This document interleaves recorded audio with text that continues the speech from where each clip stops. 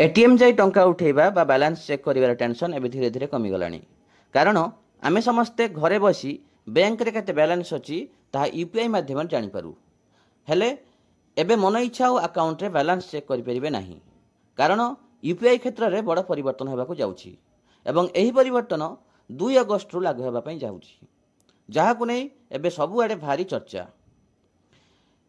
1 अगस्त रु online payment रे हेबो बड़ परिवर्तन। खास करी ऑनलाइन पेमेंट जेमिति कि गूगल पे, फोन पे और पेटीएम रे नुआ नियम लागू हेबाकू जाउछि। ऑनलाइन पेमेंट एनसीपीआई प्रतिबंधक लगेबाकू जाउछि। कुहा जाउछि यूपीआई उपरे जरूरठारु अधिक लोड पड़ुथिबार कारणरू नेटवर्क को फ्री करबाकू एपरि निष्पत्ति निया जाउछि। बैंक माननकू एनै निर्देशनामा दे दिया जाइछि। जदि प्रतिदिन आपण ऑनलाइन रे बैलेंस चेक करचंती ताले सावधान रुहंतु, कारण बारंबार बैलेंस चेक कले देबाक पड़िबो अधिक दंड। सूचना अनुसार दिन को आपण मात्र 50 थर ऑनलाइन रे बैलेंस चेक करि परिबे।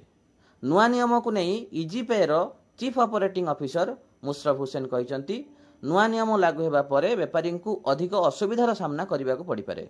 हेले एमिति नियम लागू हेबा परे यूपीआई नेटवर्क रे स्थिरता आसीबो एवं व्यवहार सहज हेबो। पूर्वरु दिन हेउ कि राति हेउ आमर जेतेबेले इच्छा हुए आमे सेतेबेले ऑनलाइन रे बैलेंस चेक करू।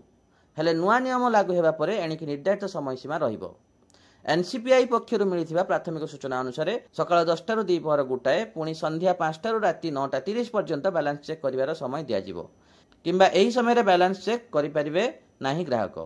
खाली एतिकी नुहे बरं जो माने ऑटो पे सिस्टम रखिछंती उदाहरण स्वरूप नेटफ्लिक्स, एसआईपी पाई उपरे भी प्रतिबंधक लागिबो। मोट उपरे जो माने ऑनलाइन रे पेमेंट करछंती सेमानक लागि एही खबर अत्यंत जरूरी अटे। तेणु निर्धारित समय अधिक थर ऑनलाइन रे ट्रांजैक्शन कले देबाक पड़िबो दंड।